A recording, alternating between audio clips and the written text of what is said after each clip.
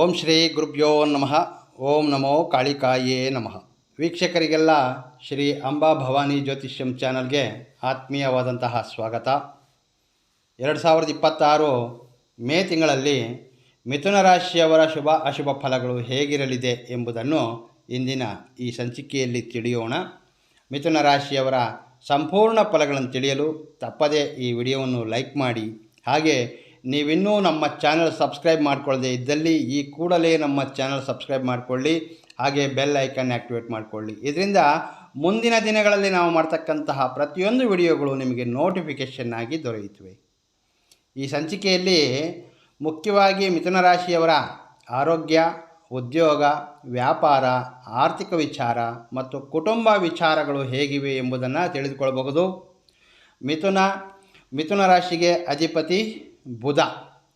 ಈ ಮಿಥುನ ರಾಶಿಯಲ್ಲಿ ಮೃಗಶಿರ ನಕ್ಷತ್ರದ 3, 4ನೇ ಪಾದಗಳು, ಆರಿದ್ರ 1, 2, 3, 4 ಮತ್ತು ಪುನರ್ವಸು ನಕ್ಷತ್ರದ 1, 2, 3ನೇ ಪಾದಗಳಿರುತ್ತವೆ. ಈಗ ತಿಳಿಸುವಂತಹ ಫಲಗಳು ಈ 9 ನಕ್ಷತ್ರ ಪಾದಗಳಿಗೆ ಅನ್ವಯಿಸುತ್ತವೆ.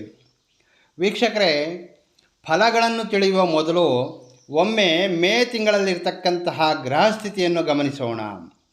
ಗ್ರಹಸ್ಥಿತಿಯನ್ನು ತಿಳಿದು ನಂತರ ಫಲಗಳನ್ನು ನೋಡೋದ್ರಿಂದ ಫಲಗಳು ನಿಮಗೆ ಸುಲಭವಾಗಿ ಅರ್ಥವಾಗುತ್ತವೆ. ಮೊದಲಿಗೆ ಶುಕ್ರ ಮೇ 14ರವರೆಗೆ ವೃಷಭ ರಾಶಿಯಲ್ಲಿದ್ದು 15ರ ನಂತರ ನಿಮ್ಮ ಜನ್ಮ ರಾಶಿಯಾದ ಮಿಥುನಕ್ಕೆ ಬರಲಿದ್ದಾರೆ. ಬುಧ ಮೇ 15ರವರೆಗೆ ಮೇಷದಲ್ಲಿದ್ದು ನಂತರ ವೃಷಭದಲ್ಲಿರಲಿದ್ದಾರೆ. ರಾಹು ಕುಂಭರಾಶಿಯಲ್ಲಿ ಮತ್ತು ಕೇತು ಸಿಂಹರಾಶಿಯಲ್ಲಿ ಸಂಚರಿಸಲಿದ್ದಾರೆ. ಇನ್ನು ರವಿ ಗ್ರಹ ಮೇ 14ರವರೆಗೆ ಮೇಷದಲ್ಲಿದ್ದು ಮೇ 15ರಿಂದ ವೃಷಭಕ್ಕೆ ಬರಲಿದ್ದಾರೆ. ಕುಜ ಮೇ 10ರವರೆಗೆ ಮೀನರಾಶಿಯಲ್ಲಿದ್ದು 11ರಿಂದ ಮೇಷರಾಶಿಯಲ್ಲಿ ಸಂಚರಿಸಲಿದ್ದಾರೆ. ಇನ್ನು ಗುರು ನಿಮ್ಮ ಜನ್ಮ ರಾಶಿಯಲ್ಲಿ ಸಂಚರಿಸಿದರೆ ಶನಿ ಮೀನರಾಶಿಯಲ್ಲಿ ಸಂಚರಿಸಲಿದ್ದಾರೆ. ಇದು ಟೋಟಲಿ ಮೇ ತಿಂಗಳ ಗ್ರಹಸ್ಥಿತಿ. ಇನ್ನು ಈಗ ಫಲಗಳನ್ನು ನೋಡೋದಾದರೆ, ಮುಖ್ಯವಾಗಿ ಈ ತಿಂಗಳಲ್ಲಿ ಮಿಥುನ ರಾಶಿಯವರು ತೆಗೆದುಕೊಳ್ತಕ್ಕಂತಹ ಒಂದು ನಿರ್ಣಯ ನಿಮ್ಮನ್ನು ಉನ್ನತ ಮಟ್ಟಕ್ಕೆ ತೆಗೆದುಕೊಂಡು ಹೋಗಬಹುದು, ಅಥವಾ ಆ ಒಂದು ನಿರ್ಣಯ ನಿಮ್ಮ ಸರ್ವಸ್ವವನ್ನೂ ಕಳೆದುಕೊಳ್ತಕ್ಕಂತಹ ಸ್ಥಿತಿಯನ್ನು ತಂದುಕೊಡಬಹುದು. ಈ ತಿಂಗಳು ಯಾವುದೇ ಒಂದು ಮುಖ್ಯವಾದಂತಹ ನಿರ್ಣಯ ತೆಗೆದುಕೊಳ್ತಕ್ಕಂತಹ ಮೊದಲು ಅದನ್ನು 1-2 ಬಾರಿ ಆಲೋಚಿಸಿ ಅಥವಾ ಇನ್ನೊಬ್ಬರ ಅಭಿಪ್ರಾಯವನ್ನು ಸಂಗ್ರಹಿಸಿ ನೀವು ತೀರ್ಮಾನಿಸುವುದು ಸೂಕ್ತ. ಇನ್ನು ಈ ಮೇ ತಿಂಗಳಲ್ಲಿ ಮಿಥುನ ರಾಶಿಯವರ ಆರ್ಥಿಕ ವಿಚಾರವೆಂದರೆ 50-50 ಅಂತ ಹೇಳಬಹುದು. ಆದಾಯವಿದೆ, ಅದೇ ರೀತಿ ಖರ್ಚುಗಳು ಸಹ ಕಾಣಲಿವೆ. ಮುಖ್ಯವಾಗಿ ಹಣಕಾಸಿನ ವಿಚಾರದಲ್ಲಿ ಜಾಗ್ರತೆ ಬಹಳ ಮುಖ್ಯ.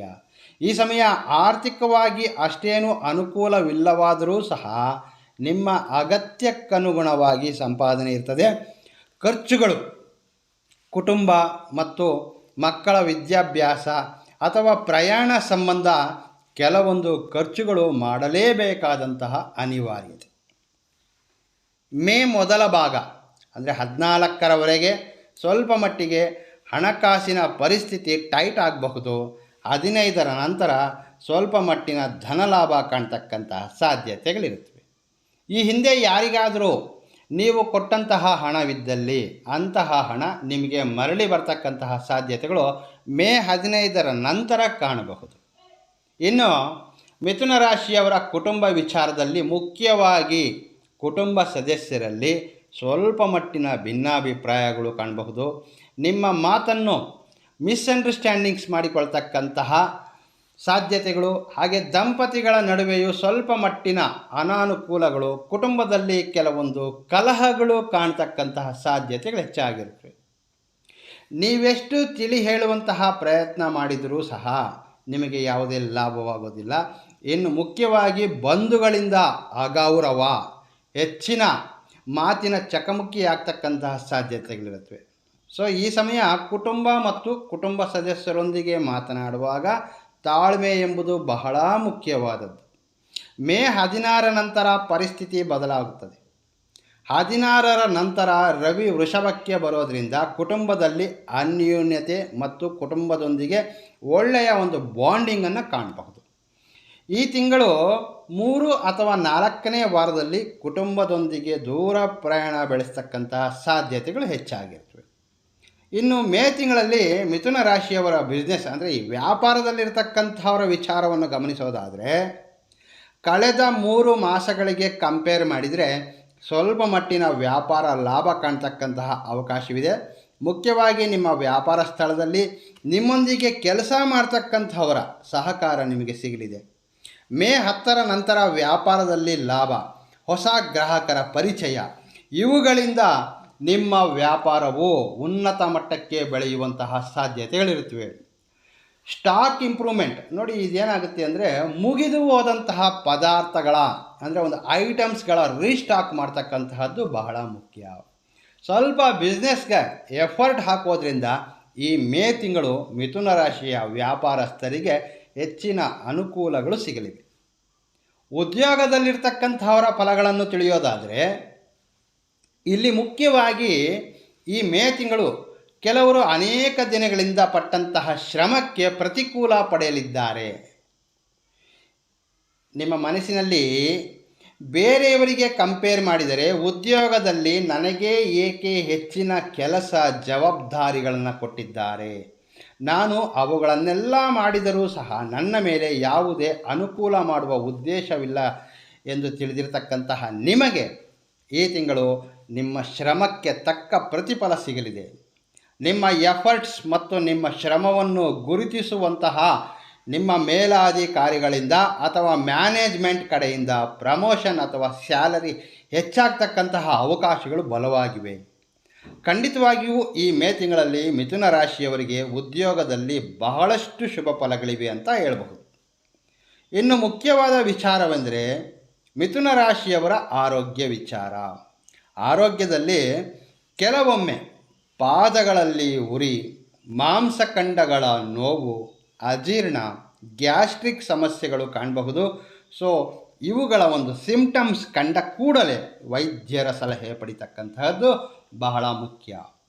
ಇನ್ನು ನ್ಯಾಯ ಸಂಬಂಧಿತ ವಿಚಾರವೆಂದರೆ ಸರ್ಕಾರಿ ಕಚೇರಿಗಳಲ್ಲಿ ಅಥವಾ ನ್ಯಾಯಾಲಯದಲ್ಲಿರ್ತಕ್ಕಂತಹ ಫೈಲ್ಸ್ಗಳು ಸ್ವಲ್ಪ ಫಾಸ್ಟಾಗಿ ಮುಂದೆ ಹೋಗ್ತಕ್ಕಂತಹ ಸಾಧ್ಯತೆಗಳಿರುತ್ತವೆ. ಇನ್ನು ಕೋರ್ಟ್ ಸಂಬಂಧಿತ ವಿಚಾರಗಳಲ್ಲಿ, ಲೀಗಲ್ ವಿಚಾರಗಳಲ್ಲಿ ನಿಮ್ಮ ವಕೀಲರ ಸಲಹೆ ಬಹಳ ಮುಖ್ಯವಾಗಿರುತ್ತವೆ. ಏನೇ ಆದರೂ ಮಂದಗತಿಯಲ್ಲಿ ಸಾಗುತ್ತಿದ್ದಂತಹ ವಿಚಾರಗಳು ಈ ಮೇ ತಿಂಗಳಲ್ಲಿ ಸ್ವಲ್ಪ ವೇಗವನ್ನು ಕಾಣಲಿವೆ ಅಂತ ಹೇಳ್ಬೋದು. ವಿದ್ಯಾರ್ಥಿಗಳಿಗೆ ಈ ತಿಂಗಳು ಮಿಥುನ ರಾಶಿಯ ವಿದ್ಯಾರ್ಥಿಗಳಿಗೆ ಯಾರಾದರೆ ಈ ಕಾಂಪಿಟೇಟಿವ್ ಎಕ್ಸಾಮ್ಗಳಿಗೆ ಪ್ರಿಪೇರ್ ಆಗಲಿದ್ದಾರೆ ಈ ಸಮಯ ಸ್ವಲ್ಪ ಪುಸ್ತಕಗಳ ಕಡೆ ಫೋಕಸ್ ಮತ್ತು ವಿದ್ಯೆಯಲ್ಲಿ ಸ್ವಲ್ಪ ಎಫರ್ಟ್ಸ್ ಹಾಕೋದ್ರಿಂದ ಖಂಡಿತವಾಗಿಯೂ ಸಕ್ಸಸ್ ಪಡೆಯುವಂತಹ ಸಾಧ್ಯತೆಗಳು ಹೆಚ್ಚಾಗಿರುತ್ತವೆ. ಇನ್ನು ಮೇ ತಿಂಗಳಲ್ಲಿ ಮಿಥುನ ರಾಶಿಯವರು ಮುಖ್ಯವಾಗಿ ಶನೇಶ್ವರ ಸ್ವಾಮಿಯ ಆರಾಧನೆ, ಶನೇಶ್ವರ ದೇವಾಲಯಕ್ಕೆ ಪ್ರತಿ ಶನಿವಾರ ಭೇಟಿ ಮಾಡ್ತಕ್ಕಂತಹ ಅಥವಾ ದೇವಾಲಯಕ್ಕೆ ಎಳ್ಳೆಣ್ಣೆಯನ್ನು ದಾನವಾಗಿ ನೀಡೋದ್ರಿಂದ ನೀವು ಇನ್ನೂ ಹೆಚ್ಚಿನ ಶುಭ ಫಲಗಳು ಪಡೆಯಲು ಸಾಧ್ಯವಿರುತ್ತದೆ.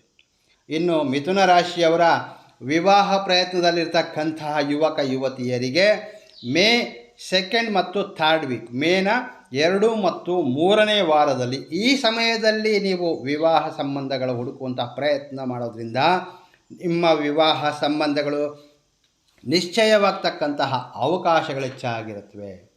ಮಿಥುನ ರಾಶಿಯವರಿಗೆ ಈ ಮೇ ತಿಂಗಳಲ್ಲಿ ಅದೃಷ್ಟ ಸಂಖ್ಯೆ 9, ಅದೃಷ್ಟವಾರ ಬುಧವಾರ ಮತ್ತು ಶನಿವಾರ, ಅದೃಷ್ಟದ ದಿಕ್ಕು ಪೂರ್ವ ದಿಕ್ಕಾಗಿರುತ್ತದೆ.